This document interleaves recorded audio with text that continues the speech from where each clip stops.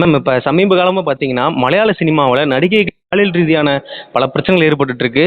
அந்த ஹேமா கமிட்டி அப்படின்ற ஒரு விஷயம் வந்துட்டு இருக்கு. அதை எப்படி பார்க்குறீங்க? அது நான் ரொம்ப வெல்கம் பண்றேங்க. ஆக்சுவலா சொல்ல போனா இதுல நாங்க எல்லாருமே பாதிக்கப்பட்டோம் அந்த காலத்துல. பட் அந்த காலத்துல வந்து எங்களுக்கு ஓப்பன் அப் பண்ணறதுக்கு ஒரு இடமும் இல்லை எங்களுக்கு ஆக்சுவலா. Okay ma'am. நாங்க எங்களை சம்மந்தப்பட்டுவாங்க. ஃபார் எக்ஸாம்பிள் நான் மாட்டின போது என் டேடி வந்தாரு, டேடி ஃப்ரெண்ட்ஸ், நாங்களே எங்களை ரெஸ்கியூ பண்ணிட்டு வந்துட்டு இருந்தோம் இத்தனை காலமா. புரிஞ்சுக்கிட்டீங்களா? Yes ma'am. எங்களுக்கு வந்து அந்த காலத்துல இருந்து எப்படி ஆயிடுச்சுன்னா இதை கேட்டு சொரணை இல்லாம போயிடுச்சு எங்களுக்குலாம். எப்ப பார்த்தாலும் கேட்பாங்க, வேணுன்றவங்க போவாங்க, வேணாதவங்க வச்சுட்டு வந்துருவாங்க. இந்த மாதிரி ஆளுங்கெல்லாம் போக மாட்டோம். சில நேரத்தில் பட்ஜெட் ஏற்றி சொல்லுவாங்க, இந்த பட்ஜெட் இல்லைங்க, நாங்க இங்க இவ்வளவு தான் கேட்டீங்கன்னா இதுக்கு மேல தரேன் வரீங்களா அப்படின்னு. ஓகே. இல்ல சார் நான் வரலன்ட்டு வச்சுடுங்க போனேன்ற முடிஞ்சு போச்சு அதோட. இப்படிதான் நாங்க போயிட்டு இருந்தோம் இத்தனை காலமா. பட் இப்போ ஓப்பன் அப் பண்ணக்கூடிய ஒரு ஆர்கனைசேஷன் வந்த உடனே we have to welcome it. அதை யூட்டிலைஸ் பண்றது பொண்ணுங்க கையில இருக்கு. அதை எந்த அளவுக்கு அவங்க அவைலபிள் பண்ணிக்கிறாங்க, எந்த அளவுக்கு அவங்க சாரோஸை ஷேர் பண்ணிக்கிறாங்க, எந்த அளவுக்கு இந்த மாதிரி இருக்கு.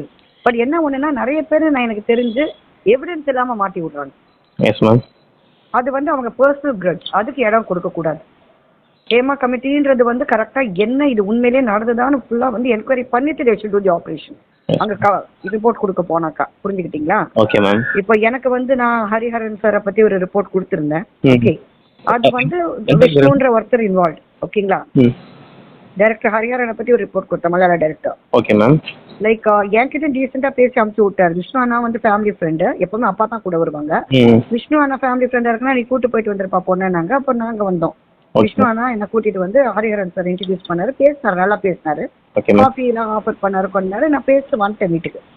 அதுக்கப்புறம் விஷ்ணு அண்ணா கிட்ட என்ன சொல்லியிருக்காருனாக்கா, லைக் இந்த மாதிரி அந்த பொண்ணு வருமா என்ன ஏதுன்னு கேட்டிருக்காரு. இல்லைங்க அது அந்த மாதிரி பொண்ணு இல்லை, இதுக்கும் ஃபோன் பண்ணி பாருன்னு இருக்காரு. ஃபோன் பண்ணாரு எனக்கு, இந்த மாதிரி பேசினாரு. அந்த மாதிரி பேசினா விட்டுருங்க, நான் படத்தை வேணாம், வேற படம் இருக்கு பாத்துக்கலாம் அப்படின்னு விட்டேன் நான். அதுக்கப்புறம் அந்த அண்ணனுக்கும் கட் பண்ணிட்டார் சான்ஸ் படத்துல இருந்து. இது எதுக்கு அவர் செய்யணும், அதுதான் பிரச்சனை. இந்த மாதிரி மலையாள cinema, Kerala cinema, sorry Telugu, Malayalam இந்த மாதிரி போன்ற பல்வேறு திரையுலகில் வந்து எல்லாருக்குமே பெண்களுக்கு பாலியல் ரீதியான பாதிப்புகள் இருக்குதுன்னு சொல்றாங்க. எந்த திரையுலகில் நீங்க எல்லாத்திலும் நடிச்சிருக்கீங்க? எதுல அதிகமான பாலியல் தொல்லைகள் இருக்கு? நான் அதிகமா நடிச்சது மலையாளம். 38 படம் ஹீரோயினா பண்ணியாச்சுங்க. Okay ma'am. தமிழ்ல நான் ஏதோ ஒரு 8 படம் 9 படம் ஹீரோயினா பண்ணிருக்கேன், அவ்வளவுதான். அப்புறம் கேரக்டர் ரோல்ஸ் வந்ததுக்கு அப்புறம் யார் ஆல்ரெடி ஏஜ், ஸோ அந்த அளவுக்கு டிஸ்டர்பன்ஸ் வராது. ஓகேங்களா? பட் கேரளால வந்து இந்த ஏஜுக்கு அப்புறமும் டிஸ்டர்பன்ஸ் வருது. இப்போ வரைக்குமே கேரளாவில் வந்து உங்களுக்கு அந்த மாதிரியான இது தொல்லைகள் வந்துட்டு தான் இருக்குன்றீங்களா?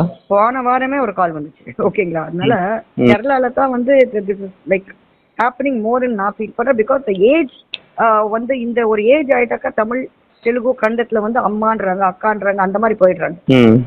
பட் மலையாளம் வந்து இன்னும் வந்து நீங்க ஏஜ் ஆனாக்கா கூட இந்த பழைய க்ரஷ் வச்சுக்கிறாங்க, அந்த feeling. they are still after that. Okay.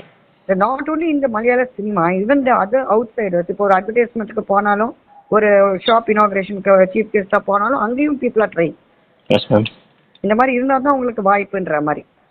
இந்த தமிழ் சினிமாவை எப்படி பாக்குறீங்க? தமிழ் சினிமாவில் அந்த மாதிரி தமிழ் சினிமால இப்போ விஷால் கார்த்திலாம் ரொம்ப ஸ்ட்ராங்கா இருக்காங்க. நீங்க ஹேமா கமிட்டின்னு ஒன்றும் அவசியமே கிடையாது. நீங்க விஷால் கார்த்திக் கிட்ட கம்ப்ளைண்ட் கொடுத்தா கூட அவங்களே பாத்துக்குவாங்க அழகா.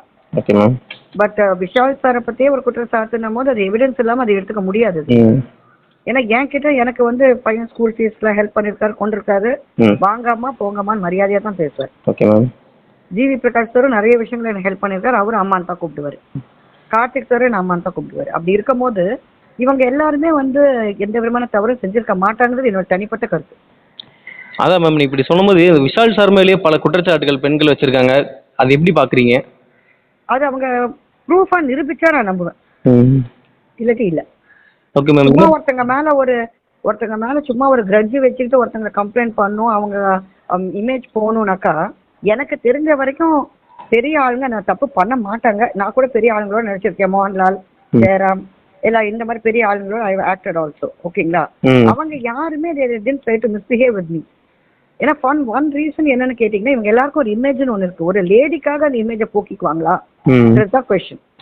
Okay ma'am. இப்போ மோகன்லால் சார் வந்து பார்த்தீங்கன்னா அம்மா அப்படின்ற ஒரு அசோசியேஷனே கிளச்சிருக்காங்க இந்த பிரச்சனையினால. அது எப்படி பார்க்குறீங்க? ஒரு மலையாள சினிமாவில் ஒரு முக்கியமான நடிகர்களுக்கு பாதுகாப்பு கொடுக்குற சங்கமா அப்படி இருக்கு, அது கிளச்சதை நீங்கள் எப்படி பார்க்குறீங்க? அது கழிச்சது ரொம்ப கஷ்டமா இருக்குங்க. நான் அம்மா அசோசியேஷன் நிறைய விஷயத்துல எனக்கும் உதவி பண்ணியிருக்காங்க. அங்க எனக்கு எந்த விதமான ட்ரபிளும் அவங்க கிட்ட இருந்து வந்தது இல்லை. எனக்கு ட்ரபிள் வந்தது எல்லாமே இந்த நியூ கமர்ஸ், புதுசா துபாயில இருந்து சினிமா எடுக்க வரவங்க, அதாவது சினிமா நடிகையே பார்க்காம அலைஞ்சிட்டு இருப்பாங்கன்னு வாங்கல. Yes ma'am. ஒரு சினிமா நடிகை பார்த்தோன்னே கம் டு பெட்ன்ற மாதிரி அந்த மாதிரி ஆளுங்க தான் நான் நிறைய பேர் பார்த்துருக்கேன். இப்போ இவங்க எல்லாருமே வந்து நடிகை கிட்ட பேசினாலும் பழகினாலும் சரி தொட்டு பார்க்கலாமா அந்த மாதிரி. இவங்கெல்லாம் எவ்வளோ வருஷக்கணக்கா எத்தனையோ சீனியர் ஆர்டிஸ்ட் பார்த்துட்டு இருக்காங்க. இவங்களுக்குலாம் இதெல்லாம் தேவையில்லாத விஷயம். அவங்க அதை செய்யவும் மாட்டாங்கன்றது என்னுடைய தனிப்பட்ட கருத்து.